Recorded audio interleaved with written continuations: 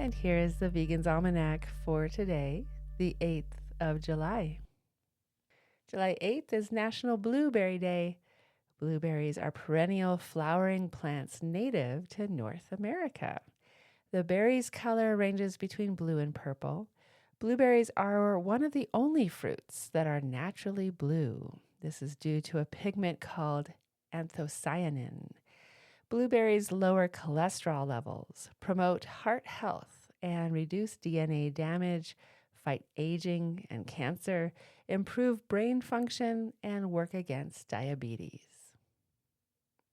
July 8th is also Be a Kid Again Day. Immerse yourself in your childhood memories and favorite childhood activities. This special day is about taking a break from being an adult and going back to being the carefree kid you once were. The purpose of the day is to live these 24 hours to the fullest without stressing about the future. Let out that joyful, innocent kid that's still there in all of us. Society demands adults behave seriously and let go of anything that might be childlike. Psychology, on the other hand, says a youthful attitude is the key to happiness. You are as old as you feel, and still knowing how to indulge your inner child once in a while can actually have a positive impact on your vitality. The subject of positive psychology was studied in 2014, and a paper published in the American Journal of Lifestyle Medicine concluded that maintaining a positive attitude reduces anxiety and depression. Today, remember to retain your innocence and laugh a lot. Kids let their imagination go wild while playing, drawing, writing, or telling a story. Children always expect the best from everyone and are extremely trusting. When's the last time you sprinted or did a crab walk, jumped on a trampoline, ran through a sprinkler, or just laid down under a tree? Today's a good day to do something you loved doing as a kid. The release of Cow documentary was on this day in 2021. Cow is a British documentary film by Andrea Arnold revolving around the life of a dairy cow. The film, shot in cinema verite style, portrays the life of a female dairy cow called Luma at Park Farm in Kent, England. Andrea Arnold wanted the audience to see the cow with real feelings as well as show the aliveness of a non-human animal. Production took place over the course of several years. Arnold said, "Our relationship with the millions of non-human lives we use is very much part of our existence. I made Cow to invite engagement with that." Cow has received critical acclaim. A review in New Scientist described it as moving and uncomfortable. The publication of Little Red Barns, Hiding the Truth from Farm to Fable by Will Potter was on this day in 2025. Behind the little red barns, dotting the landscape and decorating so many of the products we consume is a dangerous threat.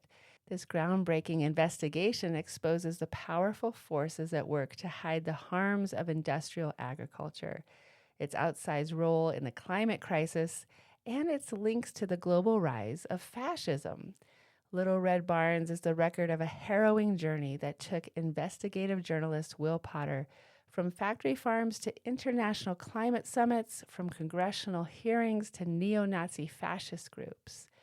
As Potter uncovers the frightening truth about animal agriculture's role in accelerating climate collapse, he shows how the authoritarian measures being taken to maintain control over this key aspect of the global food supply chain are directly linked to the proliferation and empowerment of far-right militias.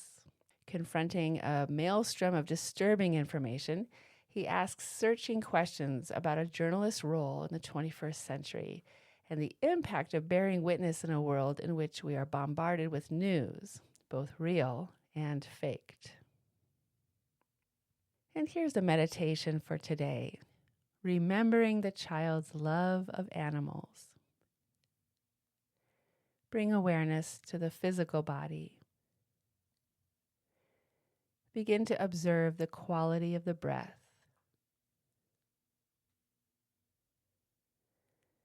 What are your first memories of animals?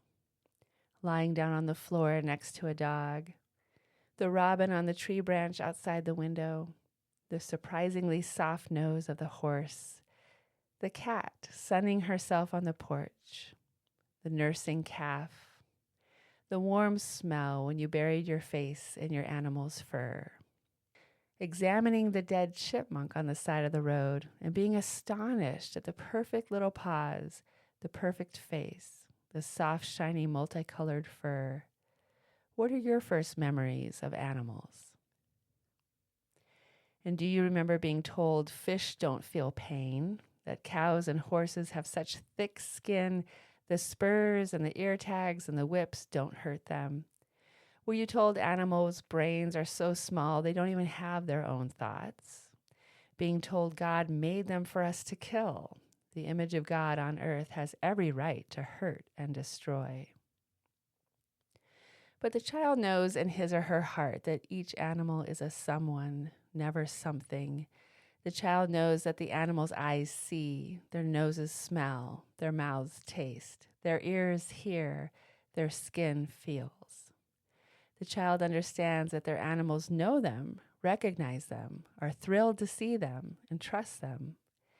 And then, did you experience your first broken heart when your animal friend died? You couldn't stop crying for days. You noticed the grown-ups around you barely shed a tear. Do you remember the shock of the violent sound and recoil of the firing hunting rifle? The violent puncture of the fish hook? You realize these are what we use on the bodies of soft animals. And gradually, did you, a child, abandon what you knew in your heart and adopt the attitudes of the trusted grown-ups around you? If only every child was taught to trust their heart. Trust your heart. A meditation, remembering the child's love of animals. This has been the Vegan's Almanac with a reminder that every child is born vegan.